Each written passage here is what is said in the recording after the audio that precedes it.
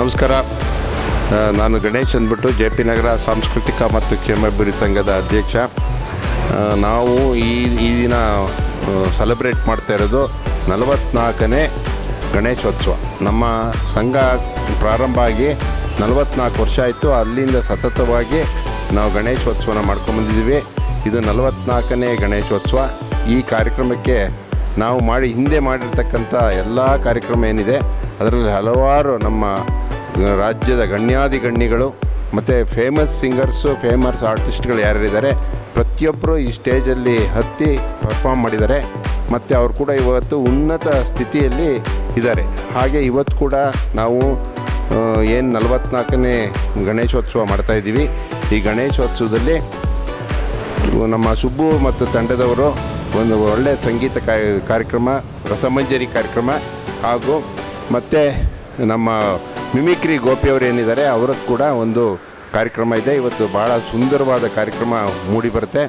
ಮತ್ತು ನಮಗೆ ಈ ಒಂದು ಕಾರ್ಯಕ್ರಮಕ್ಕೆ ನಮ್ಮ JP ನಗರ ಯಾವ ಬಡಾವಣೆಯ ಸಮಸ್ತ ನಾಗರಿಕರುಗಳು ಎಲ್ಲ ಥರದಲ್ಲೂ ನಮಗೆ ಸಹಕಾರ ಕೊಟ್ಟಿದ್ದಾರೆ. ತನು ಮನ ಧನ ಎಲ್ಲ ಥರದಲ್ಲೂ ಸಹಕಾರ ಕೊಟ್ಟಿದ್ದಾರೆ. ಮತ್ತು ಇವತ್ತು ನಮ್ಮ ಶಾಸಕರಾದ ಸನ್ಮಾನ್ಯ ಶ್ರೀ ರಾಮಮೂರ್ತಿ ಅವರು ನಮ್ಮ ಕಾರ್ಯಕ್ರಮಕ್ಕೆ ಬರ್ತಾರೆ. ಹಾಗೆ ಕೂಡ ನಮ್ಮ ಮಾಜಿ ಮೇಯರಾದ SK ನಟರಾಜ್ ಅವರು ಬರ್ತಾರೆ. ಹಾಗೂ ಇನ್ನು ಹಲವಾರು ಗಣ್ಯರುಗಳು ಈ ಕಾರ್ಯಕ್ರಮಕ್ಕೆ ಬಂದು ಭಾಗವಹಿಸ್ತಾರೆ. ಸೋಮಶೇಖರ್ ಅವರು ಬರ್ತಾರೆ, ಚಂದ್ರಶೇಖರ್ ರಾಜ್ ಅವರು ಬರ್ತಾರೆ. ನಮ್ಮ MP ಅವರು ಕೂಡ ಕರೆದಿದ್ದು ತೇಜಸ್ವಿ ಸೂರ್ಯ ಅವರು ಕೂಡ ಕಾರ್ಯಕ್ರಮಕ್ಕೆ ಬರ್ಬೋದು. ಮತ್ತು ನಮ್ಮ ಸಂಘಕ್ಕೆ ಹಲವಾರು ಜನ ತನು ಮನ ಧನ ಹೇಳಿದ್ನಲ್ಲ, ಅದೇ ಥರ ಎಲ್ಲ ಥರನೂ ಬಡಾವಣೆಯಲ್ಲಿ ದೊಡ್ಡ ದೊಡ್ಡ ಉದ್ಯಮಿಗಳಿರ್ಬೋದು, ದೊಡ್ಡ ದೊಡ್ಡ ಹುದ್ದೆಯಲ್ಲಿರ್ತಕ್ಕಂಥ ಅಧಿಕಾರಿಗಳಿರ್ಬೋದು, ಹಾಗೂ ನಮ್ಮ ಜನಪ್ರೇಮಿಗಳು ಹಾಗೂ ಸಂಘದ ಪ್ರೇಮಿಗಳೇನಿದ್ದಾರೆ ಅವರೆಲ್ಲ ಉದಾರವಾಗಿ ನಮಗೆ ಪ್ರೋತ್ಸಾಹ ಕೊಡ್ತಾರೆ. ಎಲ್ಲ ಥರದಲ್ಲೂ ಆ ಒಂದು ದೃಷ್ಟಿಯಿಂದ ಈ ಒಂದು ಕಾರ್ಯಕ್ರಮ ಮಾಡ್ತಾಯಿದ್ದೀವಿ. ನಾವು ಗಣೇಶೋತ್ಸವ ಮತ್ತು ರಾಜ್ಯೋತ್ಸವ 2 ಕಾರ್ಯಕ್ರಮ ತುಂಬ ವಿಜೃಂಭಣೆಯಿಂದ ಮಾಡ್ತಿದ್ದೀವಿ. ಇಷ್ಟೇ ಕಾರ್ಯಕ್ರಮ ಮಾಡೋದು ಏನಕ್ಕೋಸ್ಕರ ಅಂತಂದರೆ ನಮ್ಮ ಬಡಾವಣೆ ಜನನ ಒಟ್ಟುಗೂಡಿಸ್ಬೇಕು. ನಾವು ಒಟ್ಟುಗೂಡಿಸಿ ನಮ್ಮದು ಏನು ನಮ್ಮ ಬಡಾವಣೆಗೆ ಏನೇನು ಸೌಕರ್ಯ ಬೇಕು ಅದನ್ನು ಪಡ್ಕೊಳ್ಳೋಕ್ಕೋಸ್ಕರ ನಾವು ಈ ಥರ ಒಂದು ಕಾರ್ಯಕ್ರಮ ಮಾಡ್ತೀವಿ. ಮೇಜರ್ ನಾವು ಜನಗಳನ್ನ ಒಟ್ಟಿಗೆ ಕೂಡಿಸಿದ್ರೆ ಅವರಿಂದ ನಮಗೆ ಜನಬಲ ಇದೆ ಈ ಅಸೋಸಿಯೇಷನ್ಗೆ ಅಂತ ಒಂದು ತಿಳುವಳಿಕೆ ಆಗುತ್ತೆ. ಅದಕ್ಕೋಸ್ಕರ ನಾವು ಈ ವಿಜೃಂಭಣೆಯಿಂದ ಕಾರ್ಯಕ್ರಮ ಮಾಡ್ತೀವಿ. JP ನಗರ ಸಾಂಸ್ಕೃತಿಕ ಕ್ಷೇಮಾಭಿವೃದ್ಧಿ ಸಂಘ ಇನ್ನೂ ಅತ್ಯುನ್ನತ ಸ್ಥಿತಿಗೆ ಬರಲಿ ಅಂತ ಹಾರೈಸ್ತಾ ಭಗವಂತ ಗಣಪತಿ ಏನಿದ್ದಾರೆ ಅವರು ಎಲ್ಲರಿಗೂ ಆಯುಸ್ಸು, ಆರೋಗ್ಯ, ಐಶ್ವರ್ಯ ಎಲ್ಲ ಕೊಟ್ಟು ಕಾಪಾಡಲಿ. ಹಾಗೆ ನಮ್ಮ ಕರುಣಾ ಸರ್ ಇದನ್ನು ಅರೇಂಜ್ ಮಾಡಿದ್ದಾರೆ. ಅವರು ಕೂಡ ನಾನು ಧನ್ಯವಾದನ ಈ ಸಂದರ್ಭದಲ್ಲಿ ತಿಳಿಸ್ತೀನಿ. ಧನ್ಯವಾದಗಳು. ಎಲ್ಲರಿಗೂ ನಮಸ್ಕಾರ. ನಾನು ಶ್ರೀಧರ್, JP ನಗರ ಸಾಂಸ್ಕೃತಿಕ ಮತ್ತು ಕ್ಷೇಮಾಭಿವೃದ್ಧಿ ಸಂಘದ ವತಿಯಿಂದ, ನಮ್ಮ ಸಂಘದ ವತಿಯಿಂದ 44ನೇ ಗಣೇಶೋತ್ಸವ ಕಾರ್ಯಕ್ರಮವನ್ನು ಆಚರಿಸ್ತಾ ಇದ್ದೀವಿ. JP ನಗರದಲ್ಲಿರುವಂಥ ಸಮಸ್ಯೆಗಳನ್ನೆಲ್ಲ ಅವರಿಂದ ಆಲಿಸಿ ಅದಕ್ಕೆ ಏನೇನು ಪರಿಹಾರ ಕಂಡುಹಿಡಿಯಬಹುದೋ ಅದಕ್ಕೋಸ್ಕರ ಈ ಒಂದು ಕಾರ್ಯಕ್ರಮವನ್ನು ಮಾಡ್ತಾಯಿದ್ದೀವಿ. ಇದಕ್ಕೆ ನಮ್ಮ ಕ್ಷೇತ್ರದ ಗಣ್ಯರಾದ ಶಾಸಕರು ಮತ್ತು ಬಾಕಿ ದೊಡ್ಡ ದೊಡ್ಡ ವ್ಯಕ್ತಿಗಳೆಲ್ಲ ಬರ್ತಾರೆ. ಈ ಪ್ರೋತ್ಸಾಹ ಕೊಡ್ತಾ ಇರುವಂಥ ನಮ್ಮ ಈ ಕ್ಷೇತ್ರದ ಜನಗಳು ಮತ್ತು ಬಾಕಿ ಸಹೋದ್ಯೋಗಿಗಳಿಗೂ ಎಲ್ಲರಿಗೂ ಧನ್ಯವಾದವನ್ನು ಅರ್ಪಿಸುತ್ತಾ ನನ್ನ ಈ 2 ಮಾತುಗಳಿಂದ ನಮ್ಮ ಈ ಕಾರ್ಯಕ್ರಮವನ್ನು ಯಶಸ್ವಿಗೊಳಿಸಲು ಕೇಳ್ತಾ ಇದ್ದೀನಿ. ಸ್ನೇಹಿತರೆ ನಮಸ್ತೆ. ಇವತ್ತು ವಿಶೇಷವಾಗಿ ನವರಾತ್ರಿಲಿ ನಾವು JP ನಗರ ಸಾಂಸ್ಕೃತಿಕ ಮತ್ತು ಕ್ಷೇಮಾಭಿವೃದ್ಧಿ ಸಂಘದವರು ವಿಶೇಷವಾಗಿ ನವರಾತ್ರಿ ದಿನಗಳಲ್ಲಿ ಗಣೇಶ ಉತ್ಸವವನ್ನು ಮಾಡ್ತೀವಿ. ನಮ್ಮ ಸ್ಥಳೀಯ ಕಾರ್ಯಕ್ರಮಗಳಾದಂಥ ಸ್ಥಳೀಯ ಪ್ರತಿಭೆಗಳನ್ನ ಗುರುತಿಸುವಂತಹ ಸ್ಥಳೀಯ ಪ್ರತಿಭೆಗಳಿಗೆ ಸ್ಟೇಜ್ ಕೊಟ್ಟು ಅವಕಾಶಗಳು ಕೊಡ್ತೀವಿ. ಅದಾದ ಮೇಲೆ ತುಂಬ ದೊಡ್ಡದಾಗಿ ಒಂದು ಕಾರ್ಯಕ್ರಮಗಳನ್ನ ಆಯೋಜನೆ ಮಾಡ್ತೀವಿ. ಒಂದು ಪ್ಲೇಬ್ಯಾಕ್ ಸಿಂಗರ್ಸ್ ಆಗಿರ್ಬೋದು, ನಮ್ಮ ಹೆಸರಾಂತ ಕಲಾವಿದರಾಗಿರ್ಬೋದು, ಹಾಸ್ಯ ಕಲಾವಿದರು, ಸಂಗೀತಗಾರರು, ಇವ್ರನ್ನೆಲ್ಲ ಕರೆದು ನಮ್ಮ ಬಡಾವಣೆಗೆ ಸಾಂಸ್ಕೃತಿಕವಾಗಿ ಏನು ಕೊಡ್ಬೋದು, ಅದರಲ್ಲೂ ನಮ್ಮ JP ನಗರ ಜಯನಗರ ಸಾಂಸ್ಕೃತಿಕವಾಗಿ ಶ್ರೀಮಂತವಾಗಿದೆ. ಆ ಲೆವೆಲ್ಗೆ ನಾವು ನಮ್ಮ ಸಂಘಟನೆ ಅದನ್ನು ರೀಚ್ ಮಾಡೋದಕ್ಕೆ ನಾವು ಪ್ರಯತ್ನ ಪಡ್ತಾನೆ ಇದ್ದೀವಿ. ಅದರಲ್ಲಿ ಯಶಸ್ವಿ ಕೂಡ ಆಗಿದ್ದೀವಿ. ಆದ್ದರಿಂದ ನಮ್ಮ ಬಡಾವಣೆಯಲ್ಲಿ ಯಾವುದೇ ಕುಂದುಕೊರತೆಗಳಿದ್ರೂ ನಮ್ಮ ಬಡಾವಣೆಯ ಜನತೆಗೆ ಮೊದಲು ನೆನಪಾಗದೆ ನಮ್ಮ ಜೆ ಪಿ ನಗರದ ಸಾಂಸ್ಕೃತಿಕ ಮತ್ತು ಕ್ಷೇಮಾಭಿವೃದ್ಧಿ ಸಂಘ. ಹಾಗಾಗಿ ಯಾವುದೇ ಕುಂದುಕೊರತೆಗಳು ಬಂದರೂ ನಾವು ಇಮಿಡಿಯೇಟ್ ಆ ಕ್ಷೇತ್ರದ ಅಧಿಕಾರಿಗಳ ಜೊತೆ ಮಾತಾಡಿ ಅದನ್ನು ಎಷ್ಟು ಬೇಗ ಬಗೆಹರಿಸೋಕ್ಕಾಗುತ್ತೋ ಅಷ್ಟು ಬೇಗ ಬಗೆಹರಿಸೋದ್ರಲ್ಲಿ ನಮ್ಮ ಈ ಸಂಘ ಮುಂಚೂಣಿಯಲ್ಲಿದೆ ಅಂತ ನಾವು ತುಂಬ ಗೌರವದಿಂದ ಹೇಳೋಕ್ಕೆ ಇಷ್ಟಪಡ್ತೀನಿ. ಅದೇ ರೀತಿ ಸಾಂಸ್ಕೃತಿಕ ಕಾರ್ಯಕ್ರಮಗಳು, ರಾಜ್ಯೋತ್ಸವ, ನಮ್ಮ ನಾಡ ಹಬ್ಬಗಳು ಮತ್ತು ರಾಷ್ಟ್ರೀಯ ಹಬ್ಬಗಳನ್ನ ಕೂಡ ನಾವು ಈ ಸಂಘಟನೆ ಮೂಲಕ ಅತಿ ಹೆಚ್ಚು ವಿಜೃಂಭಣೆಯಿಂದ ಮಾಡ್ತಾಯಿದ್ದೀವಿ. ನಮಗೆಲ್ಲ ಮಾರ್ಗದರ್ಶಕರಾಗಿ ನಮ್ಮ ಅಧ್ಯಕ್ಷರಾದಂತಹ ಶ್ರೀ ಗಣೇಶ್ರವರಿದ್ದಾರೆ, ಸೆಕ್ರೆಟ್ರಿಗಳಾದಂತಹ ಶ್ರೀನಿವಾಸ್ ಅವರಿದ್ದಾರೆ, ಹಾಗೆ ನಮ್ಮ ಹಿರಿಯರಾದಂತಹ ನಮ್ಮ ಕಮಿಟಿ ಮೆಂಬರ್ ಆದಂಥ ರಾಧಾಕೃಷ್ಣ ಅವರಿದ್ದಾರೆ, ಶಿವರಾಜು ಅವರಿದ್ದಾರೆ, ನಮ್ಮ ಮಾಧ್ಯಮ ಮಿತ್ರರಾದಂತಹ ಶ್ರೀ ಕರುಣ್ ಅವರಿದ್ದಾರೆ, ನಮ್ಮ ಚಲನಚಿತ್ರ ನಿರ್ಮಾಪಕರಾದಂಥ ಸತೀಶ್ರವರಿದ್ದಾರೆ. ಎಲ್ಲ ಬಗೆಯ ಸ್ನೇಹಿತರುಗಳು ಕೂಡಿ ಒಂದು ಸಂಘಟನೆಯನ್ನು ಅದ್ಭುತವಾಗಿ ನಾವು ಇಲ್ಲಿ ರೂಪುಗೊಳಿಸಿ ಇದು ಸಾಮಾಜಿಕವಾಗಿ ಎಷ್ಟು ಉಪಯೋಗ ಆಗಬೇಕು ನಮ್ಮ ಬಡಾವಣೆಗೆ ಅದಕ್ಕಿಂತ ಹೆಚ್ಚಿನ ಪ್ರಯತ್ನವನ್ನು ನಾವು ಮಾಡ್ತಾಯಿದ್ದೀವಿ ಅಂತ ನಾನು ಈ ಮೂಲಕ ಹೇಳೋದಕ್ಕೆ ಇಷ್ಟಪಡ್ತೀನಿ. ಹಿತೈಷಿಗಳಾದಂಥ MP, MLA ಅವರು, ಹಾಗೆ XMLA ಅವರು, ಮಾಜಿ ಮೇಯರ್ ಆದಂಥ ನಟರಾಜ್ ಅವರು, ನಮ್ಮ BJP ಮುಖಂಡರಾದಂಥ ಮಂಜುನಾಥ್ ರೆಡ್ಡಿ ಅವರು, ಸೋಮಶೇಖರ್ ಅವರು, ಹಾಗೂ ಚಂದ್ರಶೇಖರ್ ರಾಜು ಅವರು, ದೀಪಿಕಾ ಮಂಜುನಾಥ್ ರೆಡ್ಡಿ ಅವರು, ಮಾಲತಿ ಸೋಮಶೇಖರ್ ಅವರು, ಹೀಗೆ ಹಲವಾರು ದಾನಿಗಳಿಂದ ಈ ಥರ ನಾವು ಚಟುವಟಿಕೆಗಳನ್ನ ಮಾಡ್ಕೊ ಬಂದಿದ್ದೀವಿ. ಇಲ್ಲಿ ಒಂದು ಮಾತಾಡೋಕ್ಕೆ ಅವಕಾಶ ಕೊಟ್ಟಂತಹ ಮಾಸ್ಟ್ ಮೀಡಿಯಾ ಆ್ಯಂಡ್ ಸ್ಯಾಟಲೈಟ್ ಟೀಮ್ಗೂ ಕೂಡ ನಾನು ಧನ್ಯವಾದಗಳನ್ನ ಹೇಳ್ತೀನಿ. JP ನಗರ ಸಾಂಸ್ಕೃತಿಕ ಮತ್ತು ಕ್ಷೇಮಾಭಿವೃದ್ಧಿ ಸಂಘ ಆರಂಭವಾಗಿ 3 ದಶಕಗಳಿಗೂ ಹೆಚ್ಚು ಕಾಲವಾಗಿದೆ. ಅಂದಿನಿಂದ ಇಂದಿನವರೆಗೂ ಈ ಭಾಗದ ಕ್ಷೇಮಾಭಿವೃದ್ಧಿಯನ್ನು ಅತ್ಯಂತ ಯಶಸ್ವಿಯಾಗಿ ನಿರ್ವಹಿಸ್ಕೊಂಡು ಬಂದಿದೆ. ಅದು ಒಳಚರಂಡಿ ಆಗ್ಬೋದು, ಅಥವಾ ರೋಡ್ ಕೆಲಸ ಆಗ್ಬೋದು, ಅಥವಾ ಕರೆಂಟ್ ಕೆಲಸ ಆಗ್ಬೋದು, ಅಥವಾ ಇನ್ನಿತರೆ ನಾಗರಿಕರ ಯಾವುದೇ ರೀತಿಯ ಕೆಲಸ ಕಾರ್ಯಗಳನ್ನು ಯಶಸ್ವಿಯಾಗಿ ನಡ್ಕೊಂಡು ಬಂದಿದೆ. ಇದ್ರ ಜೊತೆಗೆ ಸಾಂಸ್ಕೃತಿಕ ಕಾರ್ಯಕ್ರಮಗಳನ್ನು ಕೂಡ JP Nagar cultural and welfare association ಹಮ್ಮಿಕೊಂಡು ಈ ಭಾಗದ ಜನಗಳಿಗೆ ಹೆಚ್ಚು ಸಾಂಸ್ಕೃತಿಕವಾಗಿ ನಾಡಿನ ಹೆಸರಾಂತ ಕಲಾವಿದರಿಂದ ಅವರಿಗೆ ರಸಮಂಜರಿ ಕಾರ್ಯಕ್ರಮಗಳನ್ನು ಕೂಡ ಕೊಡೋದ್ರ ಮುಖಾಂತರ ಈ ಭಾಗದ ಜನರನ್ನು ಸಾಂಸ್ಕೃತಿಕವಾಗಿ, ಶೈಕ್ಷಣಿಕವಾಗಿ ಮತ್ತು ಜನಾಭಿವೃದ್ಧಿಯಾಗಿ ಅಭಿವೃದ್ಧಿಪಡಿಸ್ತಿದ್ದಾರೆ. ಇದೊಂದು ವಿಶೇಷವಾದ ಕಾರ್ಯಕ್ರಮ. ಮತ್ತು ಇದರ ಸದುಪಯೋಗವನ್ನು ಈ ಭಾಗದ ಎಲ್ಲ ನಾಗರಿಕರು ಸದುಪಯೋಗಪಡಿಸಬೇಕು ಅಂತ ಈ ಸಂದರ್ಭದಲ್ಲಿ ನಾನು ಅತ್ಯಂತ ವಿನಯಪೂರ್ವಕವಾಗಿ ಪ್ರಾರ್ಥಿಸ್ತೇನೆ. ನಮಸ್ಕಾರ. ಎಲ್ರಿಗೂ ನಮಸ್ಕಾರ. ಇವತ್ತು ಏನು ನಮ್ಮ JP ನಗರ ಸಾಂಸ್ಕೃತಿಕ ಮತ್ತು ಕ್ಷೇಮಾಭಿವೃದ್ಧಿ ಸಂಘ ಇದೆ, ಈ ಒಂದು ವಿಚಾರದಲ್ಲಿ ಈ 2025ನೇ ವರ್ಷದಲ್ಲಿ ನಮ್ಮ ಗಣೇಶ ಹಬ್ಬನ ತುಂಬ ವಿಜೃಂಭಣೆಯಿಂದ ಆಚರಣೆ ಮಾಡ್ತಾಯಿದ್ದೀವಿ. ಯಾಕೆಂದರೆ ನಾನು ಈ ಒಂದು ಸಂಘಟನೆ ಸೇರಿ 2 ವರ್ಷ ಆಯಿತು. ಏನು ನಾವು ಇಲ್ಲಿ ಈ ಒಂದು ಜಯನಗರ ವಿಧಾನಸಭಾ ಕ್ಷೇತ್ರದಲ್ಲಿ ಏನು ನಾವು ನಮ್ಮ MLA ಎಲೆಕ್ಷನ್ಗೆ ಚುನಾವಣೆಯಲ್ಲಿ ಗೆಲ್ಲಬೇಕು ಅಂತೇಳಿ ನಾವು ನಮ್ಮ ಈಗ ಏನು ಬೆಂಗಳೂರು ವಕೀಲ ಸಂಘದ ಅಧ್ಯಕ್ಷ ಆಗಿರ್ತಕ್ಕಂಥ ವಿವೇಕ್ ರೆಡ್ಡಿ ಅವರು ಒಂದು ಒಳ್ಳೆ ಕೆಲಸ ಮಾಡಬೇಕು ಅಂತೇಳಿ ಕನಸು ಕಂಡಿದ್ದು. ಹೀಗಿದ್ದಾಗ ಅವ್ರ ಜಾಗದಲ್ಲಿ ನಮ್ಮ CK ರಾಮಮೂರ್ತಿ ಅವ್ರ ಕಡೆಯಿಂದ ಆ ಕನಸುಗಳನ್ನ ನನಸು ಮಾಡ್ತಾ ಇದ್ದಾರೆ. ಯಾಕೆಂದ್ರೆ ಉದಾಹರಣೆಗೆ ನನ್ನ ಪಕ್ಕದಲ್ಲಿರ್ತಕ್ಕಂಥ ರಾಧಾಕೃಷ್ಣರಾಗ್ಬೋದು, ಅಥವಾ ಈ ನಮ್ಮ ಏನು ಸಂಘ ಸಂಸ್ಥೆಗಳಿರ್ತಕ್ಕಂಥ ಅಧ್ಯಕ್ಷ ಆಗಿರ್ತಕ್ಕಂಥ ಗಣೇಶರಾಗ್ಬೋದು, ಮತ್ತು ನಮ್ಮ ನವೀನ್ ಸರ್ ಆಗ್ಬೋದು, ಶಿವರಾಜ್ ಅವರಾಗ್ಬೋದು, ಸತೀಶ್ ಅವರಾಗ್ಬೋದು. ಯಾಕೆಂದರೆ ಈ ಒಂದು ಸಂಘದಲ್ಲಿ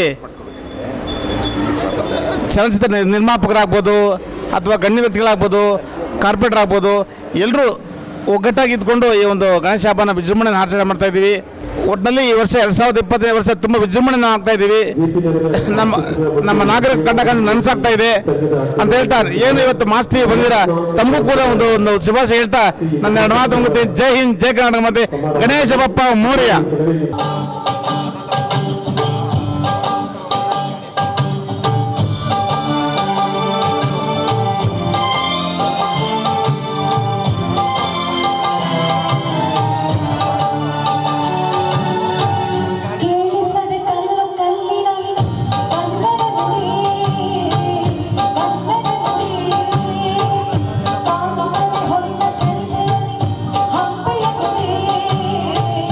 ಹಂಪೆಯ ಗುಡಿ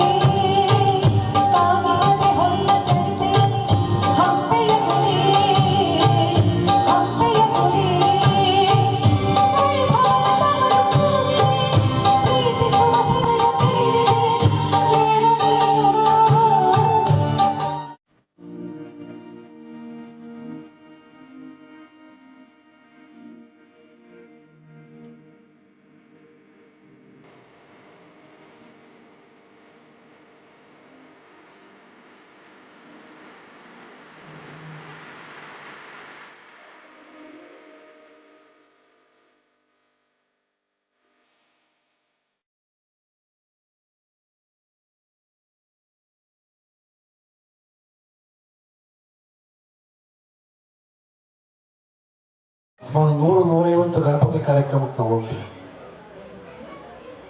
ಆ 150 ಗಣಪತಿ ಕಾರ್ಯಕ್ರಮ ಆಲ್ರೆಡಿ ಮುಗಿದೋಗಿದೆ ನಮಗೆ, ಕೊನೆ ಗಣಪತಿ ಕಾರ್ಯಕ್ರಮ. ಆದರೆ ಒಂದು ಸಂಸ್ಕಾರವಂಥ ಕಾರ್ಯಕ್ರಮಗಳು, ಶ್ರದ್ಧೆ ಭಕ್ತಿ ಇರುವಂಥ ಕಾರ್ಯಕ್ರಮ ಅಂದರೆ ಇಂಥ ಕಾರ್ಯಕ್ರಮ ಭಾಳ ವಿರಳ. ಪ್ರತಿಯೊಬ್ಬರಿಗೂ ಒಂದು ಆಸೆ, ಒಂದು ಆರ್ಕೆಸ್ಟ್ರಾ ಬಂದಾಗ ಡ್ಯಾನ್ಸ್ ಮಾಡಿಸ್ಬೇಕು, ಬೇರೆ ಬೇರೆ ಕಾರ್ಯಕ್ರಮಗಳು ಮಾಡಬೇಕು ಅಂತ. ಆದರೆ ಇವತ್ತು ನನ್ನ ಸ್ನೇಹಿತರು ಮೋಹನ್ ಅವರು, ಸುನೀತಾ ಅವರು ನಿಜವಾಗ್ಲೂ ಕೂಡ ರಾಷ್ಟ್ರ ಮಟ್ಟದ ಸಿಂಗರ್ ಅವರೆಲ್ಲರೂ. ಇಡೀ 100 ಕಾರ್ಯಕ್ರಮಗಳು ಮಾಡಿದ್ದಾರೆ. ಅವ್ರ ಹಾಡುಗಳು ಕೇಳ್ತಾ ಇದ್ದರೆ ನಾನು ಅರ್ಧ ಗಂಟೆ ಕೂತ್ಕೊಂಡು ಹಾಡು ಕೇಳಿದೆ, ಭಾಳ ಅದ್ಭುತವಾಗಿರುತ್ತೆ ಅಂತ. ಇವತ್ತು ನಮಗೆ ಸಂಸ್ಕಾರ ಎಲ್ಲಿ ಬೆಳೆಯುತ್ತೆ ಅಂದರೆ ಇಂಥ ಒಂದು ಜಾಗದಲ್ಲಿ ಇವತ್ತು ಸಂಸ್ಕಾರಗಳು ಇವತ್ತು ಬೆಳೆಯುತ್ತೆ. ಒಂದು ಕಡೆ ದಸರಾ ಕಾರ್ಯಕ್ರಮ, ಒಂದು ಕಡೆ ಗಣೇಶ ಮಹೋತ್ಸವ. ಈ ಕಾರ್ಯಕ್ರಮದಲ್ಲಿ ನಮ್ಮ ಧಾರ್ಮಿಕ ಕಾರ್ಯಕ್ರಮಗಳು ಜಾತಿ ಭೇದವನ್ನು ಮರೆತು ಎಲ್ಲ ಮನಸ್ಸುಗಳೆಲ್ಲ ಒಂದಾಗಿ ಇವತ್ತು ಏನು ಕಾರ್ಯಕ್ರಮಕ್ಕೆ ನಾವು ಸೇರಿದ್ದೀವಿ, ಎಲ್ಲೇ ಒಗ್ಗಟ್ಟಾಗಿ ಪ್ರದರ್ಶನವನ್ನು ಮಾಡ್ತೀವಿ, ಅವತ್ತು ಸಮಾಜಕ್ಕೆ ಒಂದು ಒಳ್ಳೆಯದಾಗುತ್ತೆ, ಸಂಸ್ಕಾರ ಬೆಳೆಯುತ್ತೆ. JP ನಗರ ಮತ್ತು ಕೆಲವು ಭಾಗದಲ್ಲಿ ಮಾತ್ರ ಇದು ಒಳ್ಳೆಯ ಕಾರ್ಯಕ್ರಮ ಆಗ್ತಿದೆ. ಯಾವತ್ತು ಸಂಸ್ಕಾರ ಬೆಳೆಯುತ್ತೆ ಬಂಧುಗಳೇ, ಅವತ್ತು ನಮ್ಮ ಧರ್ಮ ಉದ್ಧಾರ ಆಗುತ್ತೆ. ಸನಾತನ ಧರ್ಮ ಇವತ್ತು ಬೆಳೀಬೇಕು ಅಂತಂದರೆ ನಾವೆಲ್ಲರೂ ಕೂಡ ಒಗ್ಗಟ್ಟಾಗಿರಬೇಕು. ಎಲ್ಲಿ ನೀವು ನೋಡಿದ್ದಾರೆ ಇವತ್ತು ಧರ್ಮಸ್ಥಳ ಪ್ರಕರಣಗಳು ನೋಡಿದ್ದೀರಾ, ಎಲ್ಲಿ ನಮ್ಮ ಹಿಂದೂಗಳ ಶ್ರದ್ಧಾ ಕೇಂದ್ರ ಇದೆ, ಆ ಶ್ರದ್ಧಾ ಕೇಂದ್ರ ಮೇಲೆ ಇವತ್ತು ಅನೇಕ ಕಪ್ಪು ಚುಕ್ಕೆ ಬರ್ತಾರ ಇವತ್ತು ಮಾಡುವಂಥ ಕೆಲಸಗಳು ನೋಡಿದ್ದೇವೆ. ಯಾವುದಕ್ಕೆ ಅಂತಂದರೆ ಎಲ್ಲ ಹಿಂದೂಗಳನ್ನ ಹೊಡೆದಾಕುವಂಥ ಕೆಲಸಗಳನ್ನ ಮಾಡ್ತಾರೆ, ಕೆಲಸಗಳು ಇವತ್ತು ಸಮಾಜದಲ್ಲಿ ಆಗ್ತಾ ಇದೆ. ಅದಕ್ಕೋಸ್ಕರ ನಾವೆಲ್ಲ ಧರ್ಮಸ್ಥಳ ಚಲೋ ಕಾರ್ಯಕ್ರಮ ಮಾಡಿದ್ವಿ, ಲಕ್ಷಾಂತರ ಧರ್ಮಸ್ಥಳಕ್ಕೆ ಉಳಿಸಿ ಇಂಥ ಕಾರ್ಯಕ್ರಮವನ್ನು ಮಾಡಿದ್ವಿ. ಎಲ್ಲೆಲ್ಲಿ ಭಾವನೆಗಳನ್ನ ಕೆಡಿಸುವಂಥ ಕೆಲಸ ಇವತ್ತು ಆಗ್ತಾ ಇದೆ. ಗಣೇಶ ಕಾರ್ಯಕ್ರಮ ಮಾಡೋದೇ ತಪ್ಪು, ಮತ್ತು ಅವರಲ್ಲಿ ಕಾರ್ಯಕ್ರಮ ಮಾಡೋದಕ್ಕೆ ಹೊಡೆದಾಟಗಳು. ಲಾಸ್ಟ್ ಬೆಂಗಳೂರಿನ ಗಣೇಶ ಕಾರ್ಯಕ್ರಮವನ್ನ ಪೊಲೀಸ್ನವರೇ ಕರ್ಕೊಂಡೋಗಿ ಗಣೇಶನ ಮೆರವಣಿಗೆಯನ್ನು ತಗೊಂಡೋಗಿ ನೀರಲ್ಲಿ ಬರುವಂಥ ಕಾರ್ಯಕ್ರಮಗಳು. ಎಲ್ಲೂ ನಾವು ಒಗ್ಗಟ್ಟಾಗಿ ಸೇರ್ತೀವಿ ಅಂತ ಕಡೆ ಇವತ್ತು ಎಲ್ಲೋ ಒಂದು ಕಡೆ ಭಾವನೆಗಳನ್ನ ಕೆಡಿಸುವಂಥ ಕೆಲಸವನ್ನು ಈ ಸಮಾಜದಲ್ಲಿ ಬೇರೆ ಬೇರೆಯವ್ರು ಮಾಡ್ತಾ ಇದ್ದಾರೆ. ಆ ದೃಷ್ಟಿಯಿಂದ ಧರ್ಮವನ್ನು ನಾವೇ ರಕ್ಷಣೆ ಮಾಡಬೇಕು. ಧರ್ಮವು ರಕ್ಷಿತ ಹಂಗೆ ಧರ್ಮವನ್ನು ನಾವು ರಕ್ಷಣೆ ಮಾಡಿದರೆ ಧರ್ಮ ನಮ್ಮನ್ನು ರಕ್ಷಣೆ ಮಾಡುತ್ತೆ. ಆ ದೃಷ್ಟಿಯಿಂದ ಇವತ್ತು ನೋಡಿದ್ದೀರ ಅನೇಕ ಜಾತಿಗಳನ್ನ ಸಮುದಾಯಗಳನ್ನ ಹೊಡೆಯುವಂಥ ಕೆಲಸ ಆಗ್ತಿದೆ. ನನ್ನೆಲ್ಲ ಪೇಪರ್ ನೋಡ್ತಿದ್ವಿ, ಸುಮಾರು ಜನ ಸಂಶಕರೆಲ್ಲ ಇಲ್ಲೇ ಇದ್ದಾರೆ.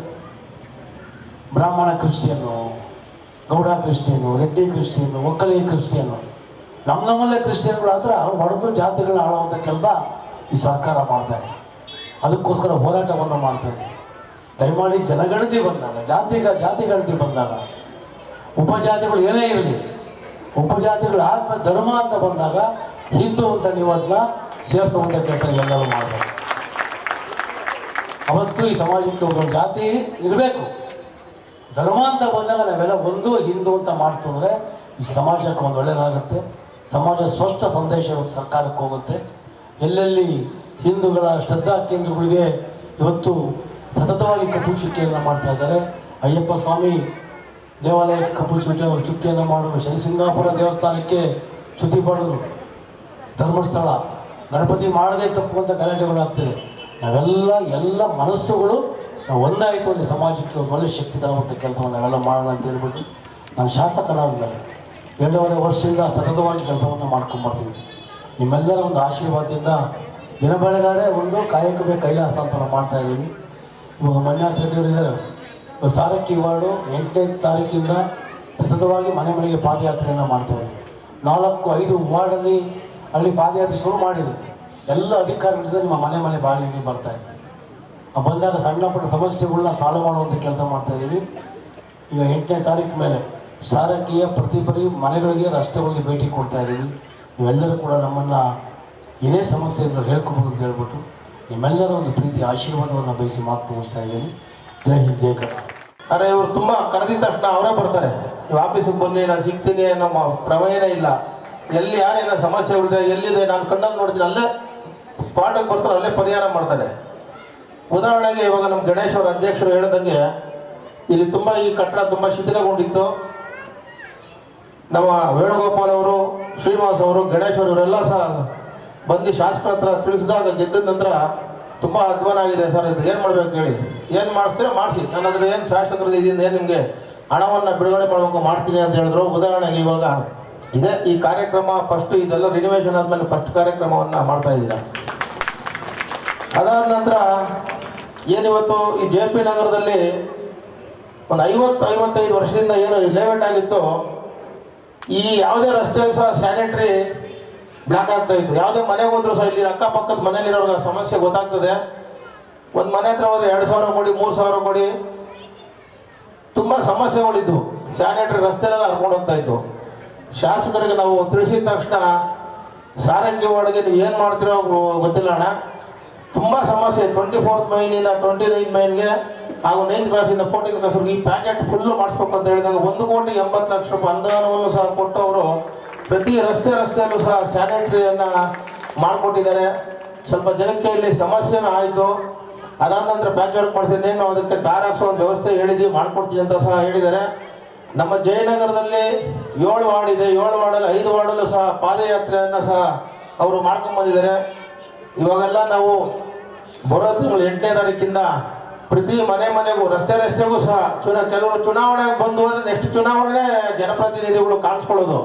ಆದರೆ ಇವರು ಮಹಾನಗರ ಪಾಲಿಕೆ ಸದಸ್ಯರಾದ ಅನುಭವದಲ್ಲಿ ಎಲ್ಲ ಮನೆಗೂ ರಸ್ತೆಗೂ ಬಂದು ಅಲ್ಲೇ ಯಾವ ಸಮಸ್ಯೆಗಳು ಸ್ಪಾಟಲ್ಲಿ ಆಗುವಂಥದ್ದು ಅಧಿಕಾರಿಗಳ ಜೊತೆಲಿ ಬಂದು ತಮ್ಮ ಜೊತೆ ಸ್ಪಂದಿಸ್ತಾರೆ ಅಂತ ಈ ಸಂದರ್ಭದಲ್ಲಿ ತಿಳಿಸ್ತಾ, ಅವರು ನಿಮ್ಮೆಲ್ಲರ ಆಶೀರ್ವಾದ ಮತ್ತೊಮ್ಮೆ ಅವ್ರ ಮೇಲೆ ಇರಲಿ ಅಂತ ಈ ಸಂದರ್ಭದಲ್ಲಿ ತಿಳಿಸ್ತಾ, ನನ್ನ ಕರೆಸಿ 4 ಮಾತಾಡೋಕ್ಕೆ ಅವಕಾಶ ಕೊಟ್ಟಂತ ತಮ್ಮೆಲ್ಲರಿಗೂ ವಂದಿಸ್ತಾ ಇದ್ದೀನಿ. ಜೈ ಹಿಂದ್, ಜೈ ಕರ್ನಾಟಕ ಮಾತು.